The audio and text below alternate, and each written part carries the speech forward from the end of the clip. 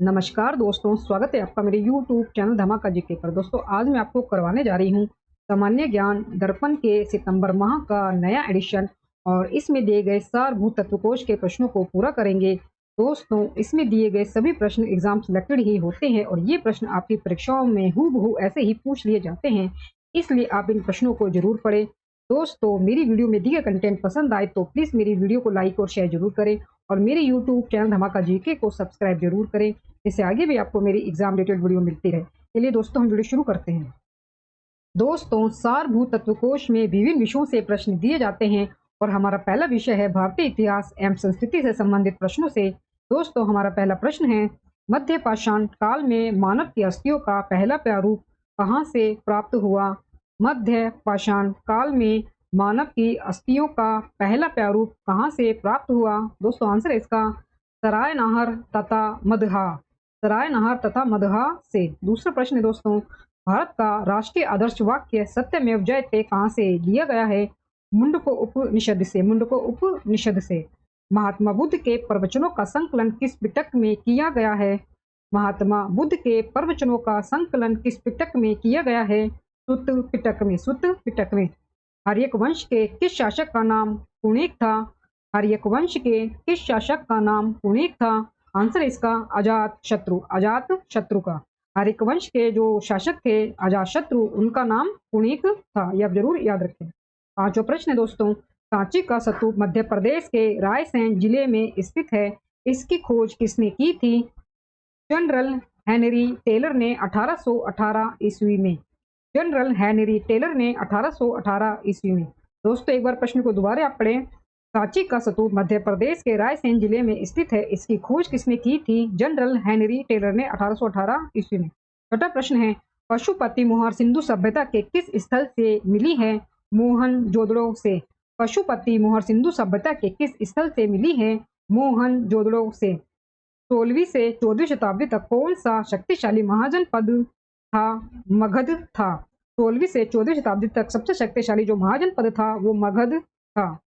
चोल साम्राज्य का संस्थापक कौन था? विजयालय चोल। विजयालय चोल। चोल साम्राज्य का संस्थापक कौन था? विजयालय चोल। अकबर के नवरत्न टोडरमल किस नाम से जाना जाता था? मुशर्रफ ए दीवान। अकबर के नवरत्न टोडरमल किस नाम से जाना जाता था? मुशर्रफ ए दीवान के नाम से। दिल्ली सल्तनत में सीरी का किला किसने निर्मित किया था? अलाउद्दीन खिलजी ने। दिल्ली सल्तनत में सीरी का किला किसने निर्मित किया था? अलाउद्दीन खिलजी ने। दोस्तों आगे हमारे पास विषय है राष्ट्रीय स्वतंत्रता आंदोलन से संबंधित प्रश्नों से। 11वां प्रश्न हमारा दोस्तों, कानपुर की किस नर्तकी ने 1857 के विद्रोह के दौरान अंग्रेजों से लोहा लिया था? अजीजन बाई ने। कानपुर की अजीजन बाई ने 1857 के विद्रोह के दौरान अंग्रेजों से लोहा लिया था, यानी कि अंग्रेजों का विरोध किया था, उनसे बगावत की थी। कांग्रेस के किस अधिवेशन में पहली बार किसी महिला को कांग्रेस का अध्यक्ष बनाया गया था? 1917 के कलकत्ता अधिवेशन में एनी बेसेंट बनी थी। 1917 के कलकत्ता अधिवेशन में एनी बेसेंट बनी थी और ये भारतीय राष्ट्रीय कांग्रेस की पहली महिला जो अध्यक्ष है ये बनी थी एनी बेसेंट 1917 के कलकत्ता अधिवेशन में। 13वां प्रश्न दोस्तों, किस जहाज से महात्मा गांधी द्वितीय गोलमेज सम्मेलन में शामिल होने लंदन चले गए थे? एस राजपूताना जहाज से। एस राजपूताना जहाज से महात्मा गांधी जो है ये द्वितीय गोलमेज सम्मेलन में शामिल होने लंदन गए थे। किस वर्ष सुभाष चंद्र बोस ने कांग्रेस से अलग होकर फॉरवर्ड ब्लॉक की स्थापना की थी? वर्ष 1939 में। वर्ष 1939 में। किस वर्ष सुभाष चंद्र बोस ने कांग्रेस से अलग होकर फॉरवर्ड ब्लॉक की स्थापना की थी? 1939 में। 15 अगस्त को भारत के अलावा और कौन से देश इसे अपना स्वतंत्रता दिवस मनाते हैं? दोस्तों आंसर है इसका दक्षिण कोरिया, बहरीन, कांगो गणराज्य। दक्षिण कोरिया, बहरीन, कांगो गणराज्य। दोस्तों 15 अगस्त को जो देश अपना स्वतंत्रता दिवस मनाते हैं भारत के अलावा उनमें और शामिल है दोस्तों दक्षिण कोरिया, बहरीन, कांगो गणराज्य। 16वां प्रश्न है, 3 जुलाई 1947 ईस्वी को किस संगठन ने भारत विभाजन को काले दिवस के रूप में मनाया? हिंदू महासभा ने। हिंदू महासभा ने।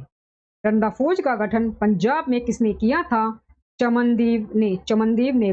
डंडा फौज का जो गठन है दोस्तों पंजाब राज्य में किया था चमनदीप ने। और दोस्तों जो डंडा फौज का जो ये गठन है चमनदीप ने, ये जो जलियांवाला बाग हत्याकांड हुआ था 1919 में, ये उस घटना होने के बाद इन्होंने किया था डंडा फौज का गठन पंजाब में चमनदीप ने। किसे भारत कोकिला के नाम से जाना जाता है? सरोजिनी नायडू को भारत कोकिला के नाम से जाना जाता है, सरोजिनी नायडू को। 19वां प्रश्न है, किस क्रांतिकारी का कथन है कि क्रांति की तलवार पर धार वैचारिक पत्थर पर रगड़ने से ही आती है? भगत सिंह ने। किस क्रांतिकारी का कथन है कि क्रांति की तलवार पर धार वैचारिक पत्थर पर रगड़ने से ही आती है? भगत सिंह ने कहा था ये कथन। 20वां प्रश्न दोस्तों, सुभाष चंद्र बोस के राजनीतिक गुरु कौन थे? CR दास। सुभाष चंद्र बोस के राजनीतिक गुरु कौन थे? CR दास। दोस्तों आगे हमारे पास विषय है भारतीय राज्य व्यवस्था एवं संविधान से संबंधित प्रश्नों से। 21वां प्रश्न है, भारतीय संविधान की किस अनुसूची में पंचायतों की शक्तियों का वर्णन किया गया है? 11वीं अनुसूची में। भारतीय संविधान की 11वीं अनुसूची में पंचायतों की शक्तियों का वर्णन किया गया है, बताया गया है पंचायतों की शक्तियों को 11वीं अनुसूची में। 22वां प्रश्न है, भारतीय संविधान का कौन सा अनुच्छेद राष्ट्रीय अनुसूचित जाति आयोग से संबंधित है? अनुच्छेद 338। अनुच्छेद 338। भारतीय संविधान का कौन सा अनुच्छेद राष्ट्रीय अनुसूचित जाति आयोग से संबंधित है? अनुच्छेद 338। भारतीय संविधान संशोधन की प्रक्रिया किस देश के संविधान से ली गई है? दक्षिण अफ्रीका से। भारतीय संविधान की संशोधन की जो प्रक्रिया है वो दक्षिण अफ्रीका देश के संविधान से ली गई है। 24वां प्रश्न दोस्तों, भाषा के आधार पर सबसे पहले कौन सा राज्य गठित हुआ था? आंध्र प्रदेश 1953 में। आंध्र प्रदेश 1953 में। 25वां प्रश्न दोस्तों, किस अनुच्छेद के अंतर्गत ऐसा प्रावधान किया गया है कि 14 वर्ष से कम आयु के बालकों को किसी कारखाने या अन्य किसी जोखिम भरे कार्यों में नहीं लगाया जाएगा? अनुच्छेद 24 के अंतर्गत यह प्रावधान किया गया है कि 14 वर्ष से कम आयु के बालकों को किसी भी कारखाने या अन्य किसी जोखिम भरे कार्यों में नहीं लगाया जाएगा, अनुच्छेद 24 के अंतर्गत। दोस्तों मेरी वीडियो में दिए कंटेंट पसंद आया हो तो प्लीज मेरी वीडियो को लाइक और शेयर जरूर करें और मेरे यूट्यूब चैनल धमाका जीके को सब्सक्राइब जरूर करें, जिससे आगे भी आपको मेरी एग्जाम रिलेटेड वीडियो मिलती रहे। दोस्तों आगे हमारे पास 26वां प्रश्न, राष्ट्रीय न्यायिक परिषद नेशनल जुडिशियल काउंसिल का अध्यक्ष कौन होता है? सर्वोच्च न्यायालय का मुख्य न्यायाधीश। राष्ट्रीय न्यायिक परिषद का अध्यक्ष कौन होता है? सर्वोच्च न्यायालय के मुख्य न्यायाधीश इसके अध्यक्ष होते हैं नेशनल जुडिशियल काउंसिल के। पहली बार किस राज्य के संपूर्ण चुनाव में इलेक्ट्रॉनिक वोटिंग मशीन ईवीएम का इस्तेमाल किया गया था? गोवा राज्य में। गोवा राज्य में। भारत के निर्वाचन आयोग ने नोटा प्रतीक चिन्ह कब जारी किया था? 18 सितंबर 2015 को। भारत के निर्वाचन आयोग ने नोटा चिन्ह जो है वो कब जारी किया था? 18 सितंबर 2015 को जारी किया था नोटा का ऑप्शन। किस अनुच्छेद के अंतर्गत लोकसभा में अनुसूचित जातियों और जनजातियों के लिए आरक्षण का प्रावधान है? अनुच्छेद 330 में। अनुच्छेद 330 में। नीति आयोग के पहले उपाध्यक्ष कौन थे? अरविंद पनगड़िया। नीति आयोग के पहले उपाध्यक्ष कौन थे? अरविंद पनगड़िया। दोस्तों आगे हमारे पास पर्यावरण एवं जैव विविधता से संबंधित प्रश्न। हमारा प्रश्न दोस्तों 31वां, दलमा अभयारण्य किस राज्य में स्थित है? झारखंड राज्य में। दलमा अभयारण्य किस राज्य में स्थित है? झारखंड राज्य में। कौन सा एक कानून भोपाल गैस त्रासदी के तुरंत बाद लागू हुआ था? पर्यावरण संरक्षण अधिनियम 1986। पर्यावरण संरक्षण अधिनियम 1986। किस वर्ष से IUCN विलुप्त प्राय असुरक्षित तथा दुर्लभ व संकटग्रस्त जीवों तथा पादपों से संबंधित लाल सूची यानी कि रेड डाटा बुक जारी करता है? 1969 से। वर्ष 1969 से। केरल का पेरियार अभयारण्य किस लिए प्रसिद्ध है? जंगली हाथियों के लिए। केरल का पेरियार अभयारण्य किस लिए प्रसिद्ध है? जंगली हाथियों के लिए। 35वां प्रश्न दोस्तों, वन्य जीवों के लिए राष्ट्रीय वन्य जीव बोर्ड एक सलाहकार संस्था है जिसका अध्यक्ष कौन होता है? प्रधानमंत्री। वन्य जीवों के लिए राष्ट्रीय वन्य जीव बोर्ड एक सलाहकार संस्था है जिसका अध्यक्ष होता है प्रधानमंत्री। 36वां प्रश्न है, वह हरित गैस जिसकी सर्वाधिक तापन क्षमता है? क्लोरोफ्लोरोकार्बन। वह हरित गैस जिसकी सर्वाधिक तापन क्षमता है? क्लोरोफ्लोरोकार्बन। 35वां प्रश्न है, मगरमच्छ प्रजनन एवं संरक्षण परियोजना कब प्रारंभ की गई थी? वर्ष 1975 में। वर्ष 1975 में मगरमच्छ प्रजनन एवं संरक्षण परियोजना प्रारंभ की गई थी। दोस्तों 38वां प्रश्न है, विश्व की सबसे छोटी गाय जो केरल के कोट्टायम जिले के वेंचर गांव में स्थानिक है? बैचूर गाय।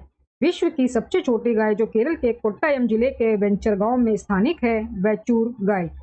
39वां प्रश्न है, वह एकमात्र गिब्बन जो भारत में पाया जाता है, हुलाक गिब्बन। वह एकमात्र गिब्बन जो भारत में पाया जाता है, हुलाक गिब्बन। 40वां प्रश्न दोस्तों, मरुस्थलीय प्रदेश का ऐसा जीव जो ठोस मूत्र उत्सर्जित कर जल को संरक्षित करता है तथा जन्म से मृत्यु तक बिना पानी पिए भी जीवित रह सकता है। आंसर है दोस्तों इसका कंगारू चूहा। कंगारू चूहा।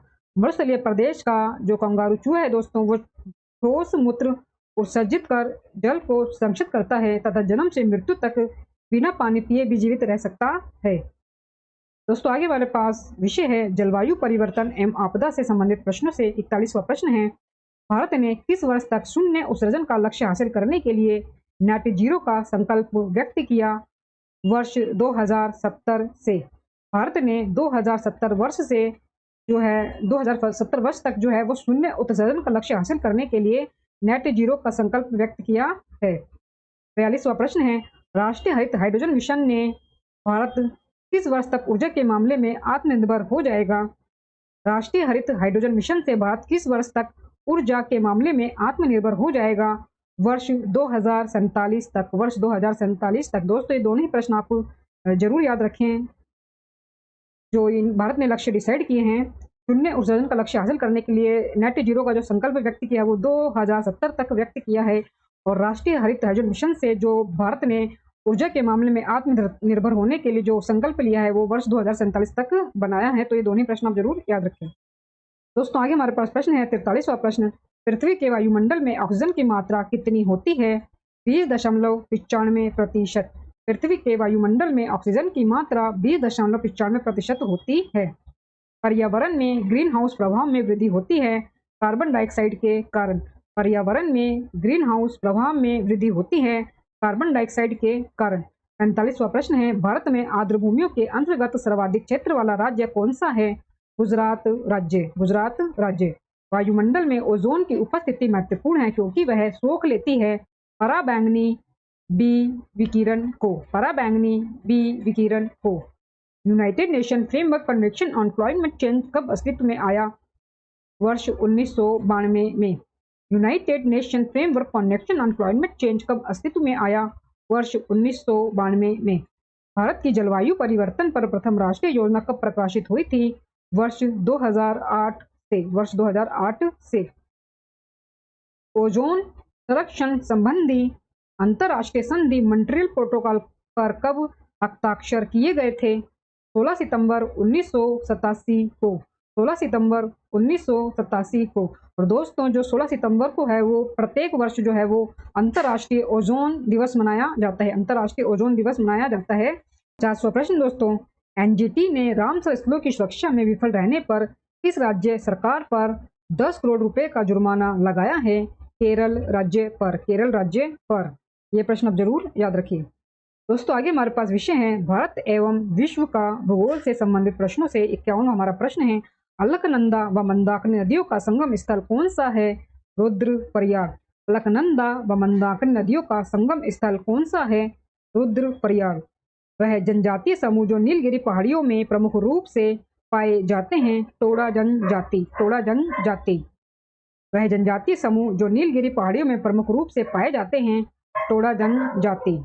नेक्स्ट क्वेश्चन दोस्तों, माजुली द्वीप देश का पहला द्वीपीय जिला है जबकि भारत का सर्वाधिक आबादी वाला द्वीप है सॉल्सेट द्वीप। माजुली द्वीप देश का पहला द्वीपीय जिला है जबकि भारत का सर्वाधिक आबादी वाला द्वीप है सॉल्सेट द्वीप। मानचित्र पर क्षेत्रफल को मापने के लिए प्रयुक्त यंत्र को क्या कहते हैं? मानचित्र पर क्षेत्रफल को मापने के लिए प्रयुक्त यंत्र को क्या कहते हैं? प्लेनीमीटर। प्लेनीमीटर। 55वां प्रश्न है दोस्तों, दक्षिण अमेरिका महाद्वीप का एकमात्र देश जो पूर्ण रूप से मकर रेखा के दक्षिण में स्थित है, उरुग्वे। दक्षिण अमेरिका महाद्वीप का एकमात्र देश जो पूर्ण रूप से मकर रेखा के दक्षिण में स्थित है, उरुग्वे देश। दोस्तों वीडियो पसंद आ रहा हो तो प्लीज वीडियो को लाइक और शेयर जरूर करें और मेरे यूट्यूब चैनल धमाका जीके को सब्सक्राइब जरूर करें, जिससे आगे भी आपको मेरी एग्जाम रिलेटेड वीडियो मिलती रहे। दोस्तों हमारे पास आगे दिया गया है 56वां प्रश्न, किस देश में चूखा, संकोश, ताला तथा मांगदेचू जल विद्युत परियोजना चलाई जा रही है? आंसर दोस्तों इसका भूटान में। भूटान देश में। किस देश में चूखा, संकोश, ताला तथा मांगदेचु जल विद्युत परियोजनाएं चलाई जा रही हैं भूटान देश में। 57वां प्रश्न है, वह पर्वत जिसे हजार धुआरों से की घाटी कहते हैं माउंट मैकनलिले। वह पर्वत जिसे हजार धुआरों की घाटी कहते हैं। आंसर दोस्तों इसका माउंट मैकिनले पर्वत, माउंट मैकिनले पर्वत। भारत का पहला तेल शोधक कारखाना कौन सा है? डिगबोई शोधनशाला 1901 ईस्वी में जो है दोस्तों इसे स्थापित किया गया था, डिगबोई शोधनशाला को।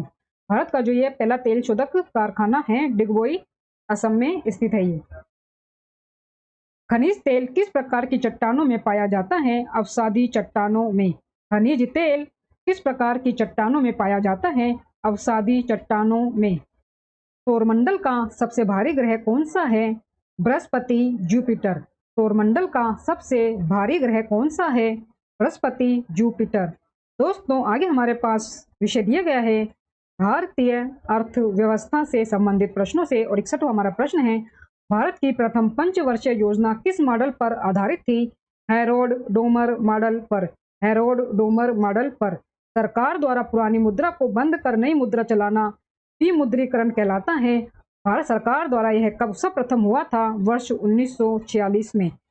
सरकार द्वारा पुरानी मुद्रा को बंद कर नई मुद्रा चलाना विमुद्रीकरण कहलाता है।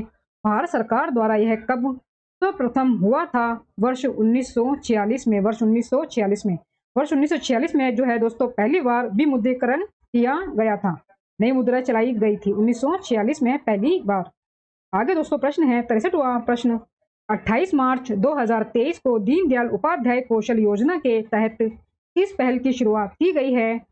कैप्टिव रोजगार पहल की। कैप्टिव रोजगार पहल की। प्रतिवर्ष भारतीय रिजर्व बैंक की स्थापना दिवस कब मनाया जाता है? 1 अप्रैल को। प्रतिवर्ष भारतीय रिजर्व बैंक की स्थापना दिवस कब मनाया जाता है? 1 अप्रैल को। ईपीएफओ ने वित्त वर्ष 2022 से 23 के लिए ब्याज दर बढ़ाकर कितने प्रतिशत कर दी है? 18.15%। 18.15%। कौन सी गिल्ड एंड सिक्योरिटीज कहलाती है? सरकारी प्रतिभूतियां कहलाती है। गिल्ड एंड सिक्योरिटीज जो है ये कहलाती है दोस्तों सरकारी प्रतिभूतियां। इंटरनेट इन इंडिया रिपोर्ट 2022 के अनुसार भारत में वर्तमान में कितने सक्रिय इंटरनेट यूजर है? 75.9 करोड़। 75.9 करोड़। चीनी उत्पादन में उत्तर प्रदेश ने किस राज्य को पीछे छोड़ दिया है? महाराष्ट्र राज्य को। महाराष्ट्र राज्य को। आरबीआई के आंकड़ों के अनुसार कौन सा राज्य लगातार तीसरे वर्ष उधारी में सबसे ऊपर रहा है? तमिलनाडु राज्य। तमिलनाडु राज्य। धूसर क्रांति किससे संबंधित है? उर्वरक फर्टिलाइजर से। धूसर क्रांति किससे संबंधित है? उर्वरक फर्टिलाइजर से। दोस्तों आगे हमारे पास विषय है सामान्य विज्ञान एवं तकनीकी से संबंधित प्रश्नों से। इसमें हमारा 71वां प्रश्न है दोस्तों, बॉल बेयरिंग का उपयोग स्थैतिक घर्षण को किस में परिवर्तित करने के लिए किया जाता है? रोलिंग घर्षण। रोलिंग घर्षण। एसिटिक अम्ल की गंध किसके समान होती है? सिरके के समान। अनुभार बढ़ने से द्रव की शयानता बढ़ती है। अनुभार बढ़ने से द्रव की शयानता बढ़ती है।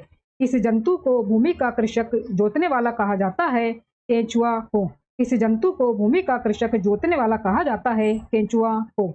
अनुवांशिक विज्ञान जेनेटिक्स का जनक किसे माना जाता है? ग्रेगर जॉन मेंडल को। ग्रेगर जॉन मेंडल को।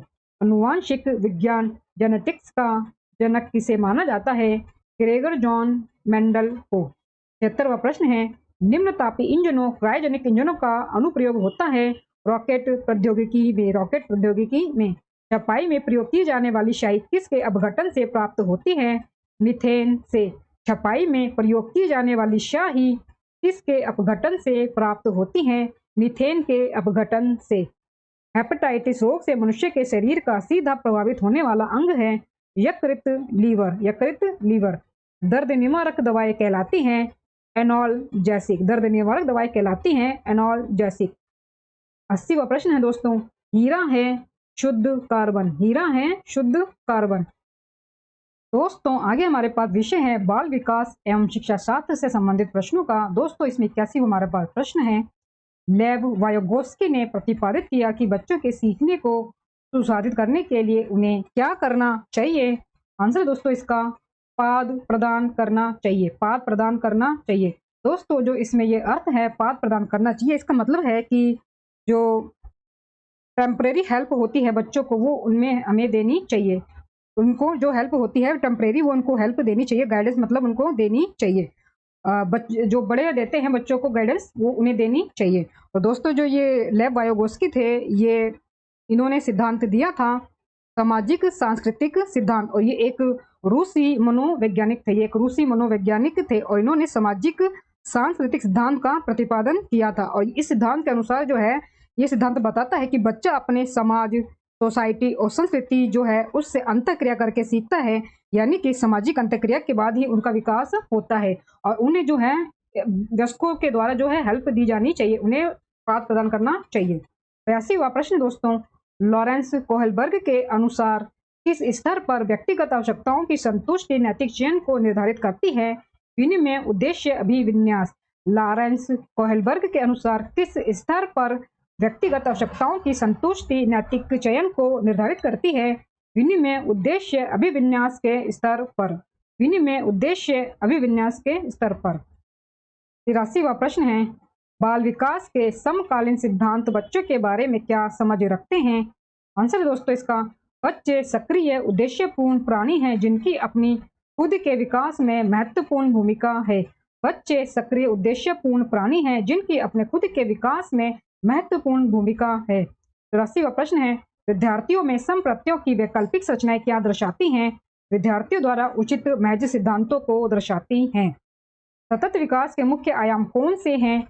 3 आयाम हैं, पहला सामाजिक, दूसरा आर्थिक और तीसरा पर्यावरणीय। सतत विकास के मुख्य आयाम कौन से हैं? 3 आयाम हैं, पहला सामाजिक, दूसरा आर्थिक और तीसरा पर्यावरणीय। 86वां प्रश्न है, थॉर्नडाइक ने किससे चिंतन में सहायक माना है? प्रेरणा को सीखने और चिंतन में सहायक माना है। थॉर्नडाइक ने किसे चिंतन में सहायक माना है? प्रेरणा को सीखने और चिंतन में सहायक माना है। बनारस में संस्कृत कॉलेज की स्थापना कब हुई थी? 1791 ईस्वी में। 1791 ईस्वी में। संविधान के अनुसार भारत में कितनी भाषाएं हैं? 22 भाषाएं हैं। संविधान के अनुसार भारत में कितनी भाषाएं हैं? 22 भाषाएं हैं। स्वामी विवेकानंद का मूल नाम क्या है? नरेंद्रनाथ दत्त। स्वामी विवेकानंद का मूल नाम क्या है? नरेंद्रनाथ दत्त। 90वां प्रश्न है, विश्व भारती की स्थापना 6 मई 1922 को किसने की थी? रविंद्रनाथ टैगोर ने। रविंद्रनाथ टैगोर ने विश्व भारती की स्थापना 6 मई 1922 को की थी, रविंद्रनाथ टैगोर ने। दोस्तों हमारा अगला विषय है कृषि, और कृषि में संबंधित हमारा प्रश्न है 91वां प्रश्न, विश्व में सर्वाधिक कृषि योग्य भूमि वाला देश कौन सा है? संयुक्त राज्य अमेरिका। विश्व में सर्वाधिक कृषि योग्य भूमि वाला देश कौन सा है? संयुक्त राज्य अमेरिका। दोस्तों वीडियो पसंद आ रहा हो तो मेरी वीडियो को प्लीज लाइक और शेयर जरूर करें, और मेरे यूट्यूब चैनल धमाका जीके को सब्सक्राइब जरूर करें, जिससे आगे भी आपको मेरी एग्जाम रिलेटेड वीडियो मिलती रहे। दोस्तों 92वां प्रश्न है, विश्व में दूसरा सर्वाधिक कृषि योग्य भूमि वाला देश कौन सा है? भारत। विश्व में दूसरा सर्वाधिक कृषि योग्य भूमि वाला देश कौन सा है? भारत। दोस्तों जो पहला है विश्व में सर्वाधिक कृषि योग्य भूमि वाला देश, वो है आपका यूएसए, और दूसरे पर है हमारा भारत। 93वां प्रश्न है, सतत कृषि को बढ़ावा देने हेतु दिसंबर 2022 में केंद्र सरकार द्वारा किस मिशन को आरंभ किया गया था? प्राकृतिक खेती पर राष्ट्रीय मिशन। प्राकृतिक खेती पर राष्ट्रीय मिशन। 94वां प्रश्न है, वित्त वर्ष 2022 से 23 में कृषि ऋण का लक्ष्य कितना है? 18.5 लाख करोड़। 18.5 लाख करोड़।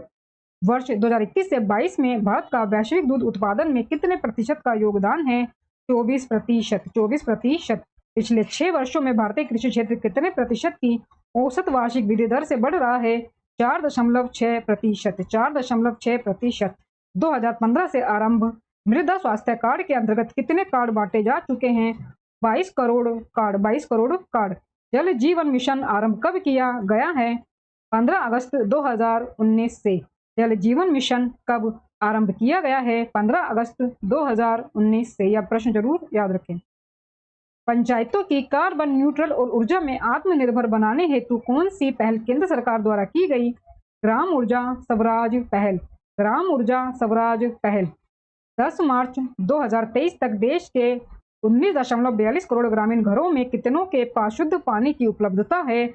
11.40 करोड़, यानी कि प्रतिशत में 58.73%। 58.73%। दोस्तों आगे हमारे पास विषय खेलकूद से संबंधित प्रश्नों से 101वां प्रश्न है, ओलंपिक ध्वज के सृजन का श्रेय किसे दिया जाता है? बैरोन पियरे डी कोबार्टिन को, बैरोन पियरे डी कोबार्टिन को। ओलंपिक ध्वज का जो निर्माण किया था दोस्तों, वो किया था Baron Pierre de Coubertin. Old Trafford cricket stadium कहाँ स्थित है? मैनचेस्टर ब्रिटेन में, मैनचेस्टर ब्रिटेन में। रानी झांसी ट्रॉफी किससे संबंधित है? महिला क्रिकेट से। रानी झांसी ट्रॉफी संबंधित है महिला क्रिकेट से। 104 प्रश्न है। 22वां फीफा फुटबॉल विश्व कप 2022 का आयोजन किस देश में हुआ था? कतर में। 22वां फीफा फुटबॉल विश्व कप 2022 का जो आयोजन हुआ था दोस्तों, कतर में हुआ था। मैसूर एक्सप्रेस के नाम से कौन से खिलाड़ी चर्चित हैं? जवागल श्रीनाथ। मैसूर एक्सप्रेस के नाम से कौन से खिलाड़ी चर्चित हैं? जवागल श्रीनाथ। जापान का राष्ट्रीय खेल कौन सा है? जूडो। विश्व का पहला football club Sheffield football club का गठन कहाँ हुआ था? इंग्लैंड में। 3 जनवरी 2023 को कौन रणजी ट्रॉफी के पहले ओवर में हैट्रिक लेने वाले पहले गेंदबाज बन गए हैं? जयदेव उनादकट। जयदेव उनादकट। 3 जनवरी 2023 को कौन रणजी ट्रॉफी के पहले ओवर में हैट्रिक लेने वाले पहले गेंदबाज बन गए हैं? जयदेव उनादकट। 109 प्रश्न है। पुर्तगाल के स्ट्राइकर क्रिस्टियानो रोनाल्डो किस फुटबॉल क्लब से जुड़े हैं? अल नासर से। पुर्तगाल के स्ट्राइकर क्रिस्टियानो रोनाल्डो किस फुटबॉल क्लब से जुड़े हैं? अल नासर से। वह खेल जिसको प्रारंभ करने के तरीकों को गैम्बिट कहा जाता है? शतरंज। वह खेल जिसको प्रारंभ करने के तरीकों को गैम्बिट कहा जाता है, शतरंज का खेल है, चेस हमारा खेल है। दोस्तों आगे हमारे पास विषय है कंप्यूटर, और कंप्यूटर में हमारा 111वां प्रश्न है। एक्सेसरीज जिस स्थान पर सिस्टम यूनिट से जुड़ते हैं उसे क्या कहते हैं? पोर्ट कहते हैं। एक्सेसरीज जिस स्थान पर सिस्टम यूनिट से जुड़ते हैं उसे क्या कहते हैं? पोर्ट कहते हैं। 112वां प्रश्न है। यदि कंप्यूटर में प्रिंटर या स्कैनर जैसी नई डिवाइस जोड़ी जाती हैं तो डिवाइस का प्रयोग करने से पहले इंस्टॉल किया जाना चाहिए ड्राइवर से।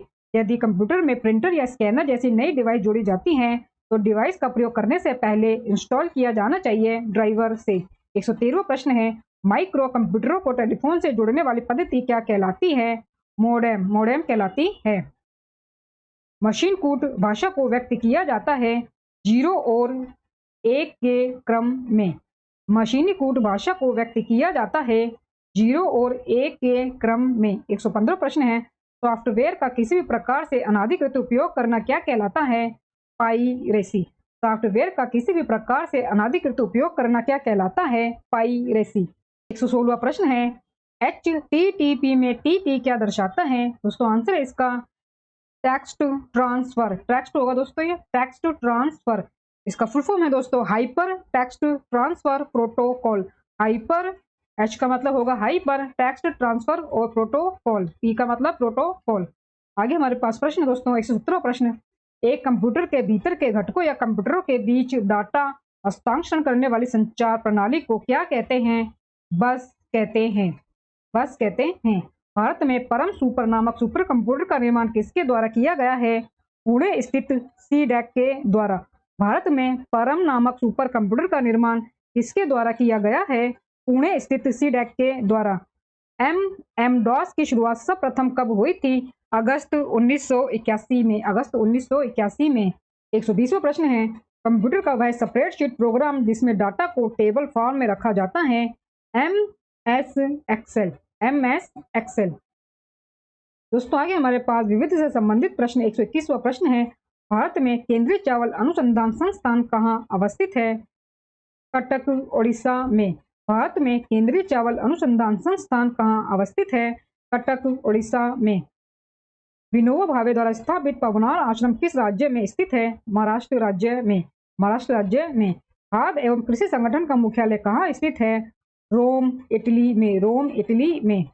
आम्र वर्षा भारत के किस राज्य क्षेत्र से संबंधित है? दोस्तों आंसर है इसका दक्षिण भारत से। आम्र वर्षा भारत के किस राज्य क्षेत्र से संबंधित है? दक्षिण भारत से। त्रिस्तरीय स्थानीय स्वशासन को कब संवैधानिक रूप से मूर्त रूप प्रदान किया गया था? 24 अप्रैल 1993 से। त्रिस्तरीय स्थानीय स्वशासन को कब संवैधानिक रूप से मूर्त रूप प्रदान किया गया था? 24 अप्रैल 1993 से। 126वां प्रश्न है। गेहूं का टुंडू रोग, धान का अंगमारी रोग तथा आलू का शिथिल रोग किस कारण से होता है? जीवाणु जनित रोग है। गेहूं का टुंडू रोग, धान का अंगमारी रोग तथा आलू का शिथिल रोग किस कारण से होता है? जीवाणु जनित रोग, जीवाणु जनित रोग। 127वां प्रश्न दोस्तों, भारतीय सब्जी अनुसंधान संस्थान कहाँ स्थित है? वाराणसी, उत्तर प्रदेश में। भारतीय सब्जी अनुसंधान संस्थान कहाँ स्थित है? वाराणसी, उत्तर प्रदेश में। 128वां प्रश्न है, ऑस्कर पाने वाली पहली भारतीय महिला थी भानु अथैया। ऑस्कर पाने वाली पहली भारतीय महिला थी भानु अथैया। माई लाइफ किसकी आत्मकथा है?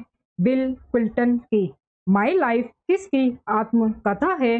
बिल क्लिंटन की। दोस्तों ये हमारा अंतिम प्रश्न है। सारभूत तत्वकोश में वह देश जो उत्तरी अटलांटिक संधि संगठन नाटो का 31वां सदस्य देश बना है। आंसर दोस्तों इसका फिनलैंड। फिनलैंड वह देश जो उत्तरी अटलांटिक संधि संगठन नाटो का 31वां सदस्य देश बना है, फिनलैंड है। और दोस्तों नाटो में जो अभी आवेदन दे रखा है सदस्यता के लिए, वो स्वीडन ने भी दे रखा है और स्वीडन भी बहुत जल्द जो है वो नाटो का सदस्य देश बन जाएगा। फिनलैंड और स्वीडन दोनों देशों ने जो है इसकी सदस्यता के लिए आवेदन साथ में ही दिया था और फिनलैंड जो है वो इसका बन चुका है और स्वीडन का अभी प्रोसेस चल रहा है, तो स्वीडन भी इसका बहुत ही जल्द नाटो का सदस्य देश बन जाएगा। दोस्तों इसी अंतिम प्रश्न के साथ सामान्य ज्ञान दर्पण के सितंबर माह के नए एडिशन में दिए गए सारभूत तत्वकोश के सभी प्रश्न हमारे पूरे होते हैं।